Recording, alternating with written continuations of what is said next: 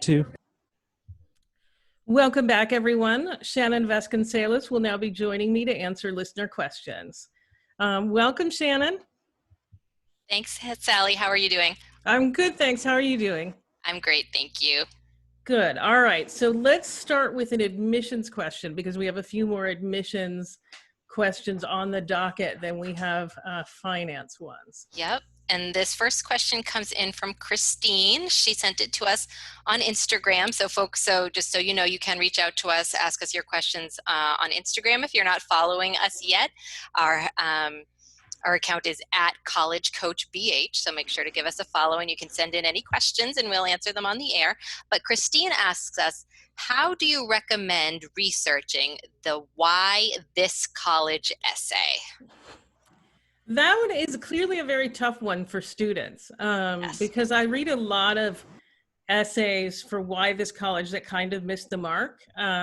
So this doesn't fully answer the question, but I do want to just say, remember, you're not writing ad copy for the college, right? You're not saying this, such and such school is a prestigious institution with a very fine economics program. That's not what you want to do. You want to say, what I am looking for in a college is XYZ, and your college has it in spades. I mean, obviously say it more gracefully than that, but so in terms of like how you recommend researching, honestly, a lot of it is going to be on the website. I mean, I recommend no matter what college you're applying to, saying something about the academics. I mean, in spite of the fact that I think a lot of students choose their school based on the football team, I just want to say that academics should be the most important reason. So what are you thinking about as your major? Or if you're undecided, which is totally fine, what are some of the options that might be interesting to you? You're not making a commitment. You're just saying, these are some of the different types of options that might be interesting to me at your school. And the way that your school approaches academics is interesting to me for these various reasons. Like when I worked at the University of Chicago and when I worked at Reed College, we had a core curriculum.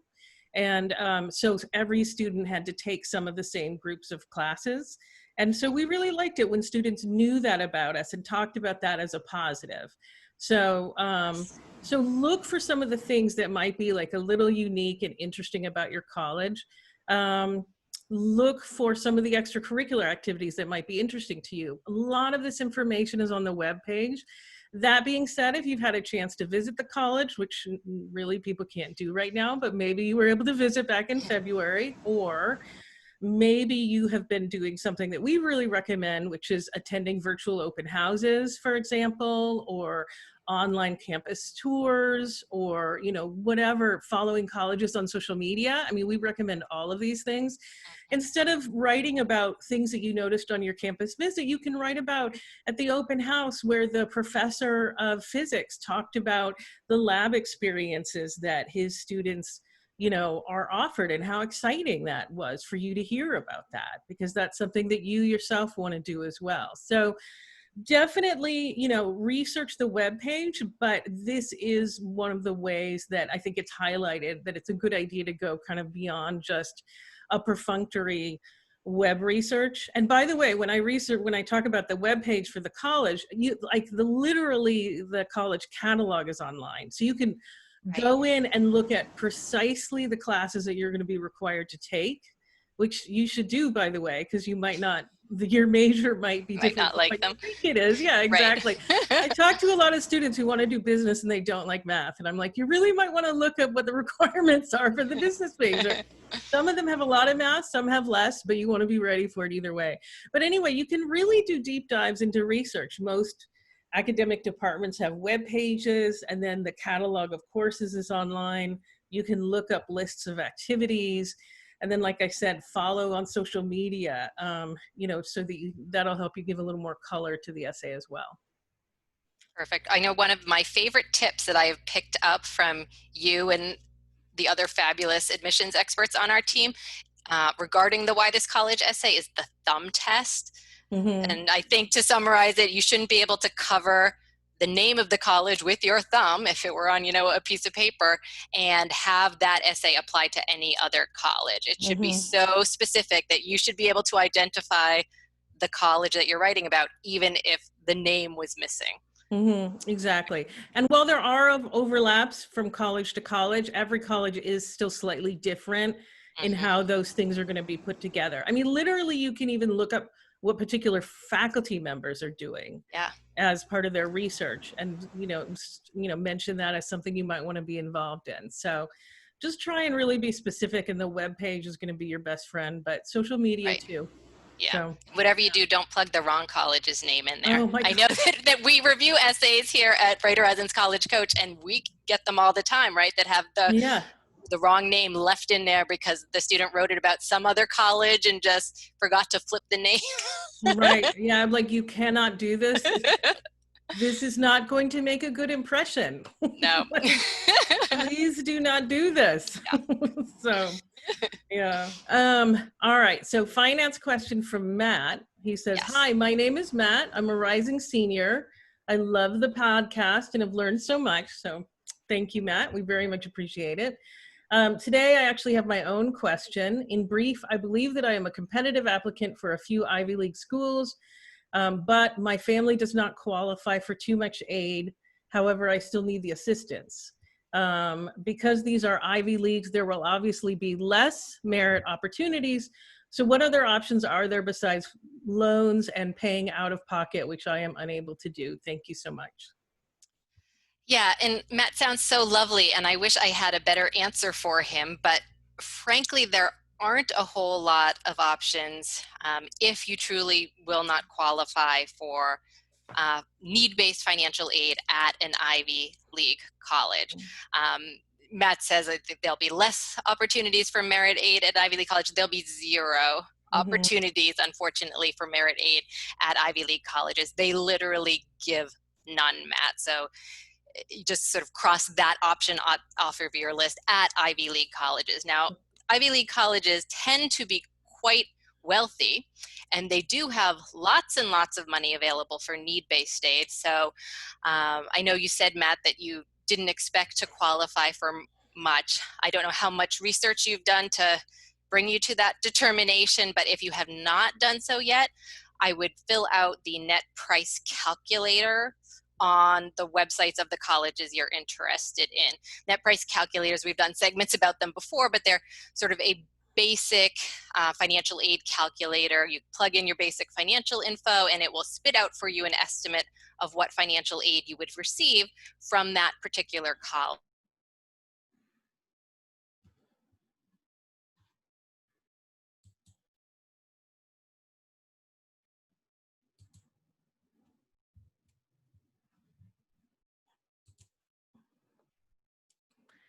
Shannon, I can't. Be receiving any assistance from an Ivy League college, which I'm sure is disappointing, but I will say on the bright side, if you truly are academically competitive where you could get into an Ivy League college, Matt, there will be literally hundreds of colleges that would be dying to have you on their campus and that would throw merit scholarship money at you to get you there. So you may just want to cast sort of a wider net in terms of the schools you're looking at, which frankly you should do anyway, because even the most tip-top students, it's not a guarantee by any stretch of the imaginations that you would get into an Ivy League college anyway. So you should be having some more safety schools on your list anyway. But Matt, if you really are at that academic level where you may get into an Ivy League college, there would be hundreds of colleges that would be thrilled to have you and will offer you lots and lots of merit scholarship money. So I know it may be disappointing that you may not be offered lots of money by the top school on your list, but truly you can have a great college experience at so many more schools than the few schools in the Ivy League. We actually have a blog post that you might want to take a look at on our website, which is blog.getintocollege.com. I believe it's called "Does Where You Go to College Matter?" And there has just been so much research that shows that the name brand of the college or the level of selectivity of the college on average has very, very little effect on any kind of future success. If you're a bright, ambitious student that could get into an Ivy League college, you're going to do well no matter where you go. So I would just keep a little bit more of an open mind about the colleges that you're looking at, because there will be plenty and plenty of colleges dying to have you that you can certainly afford. Again, do the net price calculator on the Ivy League schools websites to see if you might actually be able to afford one of them, because you might be pleasantly surprised. But if not, try not to worry too much about it, and make the most of another school that your family can afford.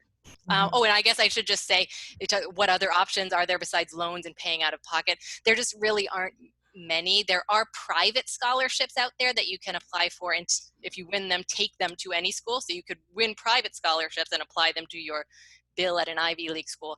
But those private scholarships tend to be very competitive to win, usually for small amounts of money. Here's $500, here's $1,000. They're barely making a dent into the cost of those Ivy League schools. So you can certainly pursue some of those, but I just wouldn't count on them necessarily making an unaffordable school all of a sudden affordable. Those situations are pretty rare, unfortunately. Yeah, I'll just quickly add that I had a student who, she went to an Ivy, she got a full scholarship to Bucknell.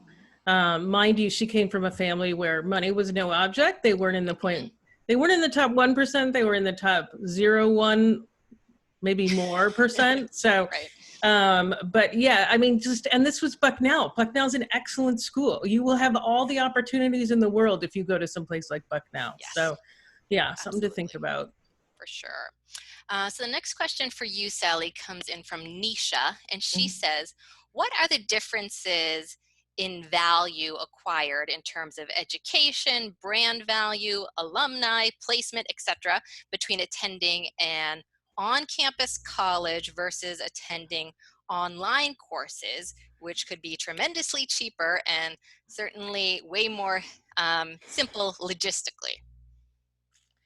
Yeah, I mean, things are a little different now. In the past, I would have said definitely do in person unless you're a working adult or sometimes people with kids. I mean, one of the things that I will mention is that statistically, it does appear that online courses are completed less frequently, at least at the community college level, than in person. I think online, it is much more challenging. You have to be much more self-driven.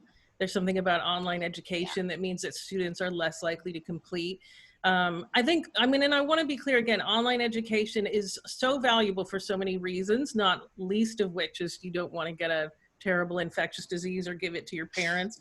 But, again, for people who can't make it to a campus, for a whole variety of reasons, and online education I think is amazing. I will also say that I talked to Dr. Paul LeBlanc, who's the president of Southern New Hampshire University, and they have a huge online school. It's much bigger than their in-person, and he talked about how there are ways to make online courses extremely effective, and that he feels like a really high quality online course can be even better than an in-person course. I told him that sounded heretical to me as someone who really enjoyed my in-person experience. I mean, we'll see. I don't know that every school is putting as much effort into making sure online is really good the way Southern New Hampshire is. So kind of getting to your question, like, what are the differences in value? I think in terms of alumni, you are simply going to make closer relationships when you live on the same campus with other students. I lived on a campus and I am still in touch. I mean, social media has helped with this, with people that I lived in the dorm with. And I have had those people reach out to me with college questions. I know that I could reach out to them, if I needed assistance from them. That just simply would not have happened in an online course, unless that online course was done amazingly well. So that's, I think, a big thing to think about. And then there's also, I think there's an additional challenge in being involved in extracurriculars. In all honesty, when it comes to getting jobs and being competitive for graduate school, it's about a lot more than just what happens in the classroom. If you want to get into a competitive graduate school, you should be doing research with faculty in their labs. Some of that could happen online, but not all of it. And also student organizations, leadership opportunities are crucial. Again, borrowing an example from my own circumstance and that of many people, who work for College Coach, a lot of us were campus tour guides, and then from being a campus tour guide, I then got a job as an intern in the admission office. That's just not would not have been a possibility if I had been working online. So, you know, and these are, you know, this is going to be true of sort of any potential profession. If you're thinking about applying to medical school, you should probably be involved in medical student organizations, as well as, like I said, doing on-campus research. If you want to do business, you should ideally be involved in a business fraternity or doing some kinds of things like that, as well as the internships. So, you know, there just really is a huge amount of value. And I think that families do have to consider carefully cost, because I'm not here to recommend that you go massively into debt. And it may not be necessary for every career. I mean, I think that if, you know, I think the value is probably going to vary from profession to profession. But in general, I think if costs are a concern, my recommendation is an on-camp experience at a community college, then transferring to a four-year college, as opposed to just doing online. Again, unless your circumstances just really don't allow in-person education. And then thank goodness we have online. So kind of a long-winded answer, but I really think in person, when it is going to be possible again, is going to be worth it. Great. All right. Let's go on to your next question. So Michaela says, my daughter is starting college in a few weeks, and due to the COVID situation, we're wondering if we should buy tuition insurance. The college advertises a policy. Yeah, so tuition insurance has certainly been getting a lot of, at least press lately, a lot more attention because of the COVID situation. Parents, understandably, are a little bit nervous about sending their students off to college this fall. My advice would be, I'm not going to tell you to buy tuition insurance or not, but look very, very carefully at the policy, at what is covered. You will see with most tuition insurance policies, if you read the fine print, epidemics are excluded, which would include COVID. So usually what tuition insurance covers is withdrawals for a medical reason, but not a medical reason that's caused by an epidemic. So in general, COVID actually is not covered at all. Now, there is at least one, maybe two big players in the tuition insurance market that are currently covering withdrawals because the student themselves contracts COVID and has to withdraw, meaning you'll get your tuition money back if that, God forbid, were to happen to your child. But it's not covering your college has to close due to a COVID outbreak. It's not covering they have to go to online learning and you don't take well to that. It's not covering, you know, someone in your family gets ill and you have to go home and take care of them. It's only covering withdrawals if the student themselves gets ill with COVID, and only for the time being. The company that I know of that is offering COVID coverage right now said, you know, until further notice, subject to change at any time. So that's a little bit worrisome to me. But I would look very closely at what is covered by the policy, what is excluded from the policy to determine if it's worthwhile to you. The other big thing to learn is what is your college's normal tuition refund policy. Normally, depending on if you have to withdraw at some point in the semester, you get most of your tuition back if it's early on in the semester. Later on in the semester, you may not get so much or any of your tuition back. So understand that policy in order to determine whether or not you feel the need to buy tuition insurance or not. Mm-hmm. All right, Shannon, we're going to take a quick break. So we'll be right back and we'll continue answering listener questions.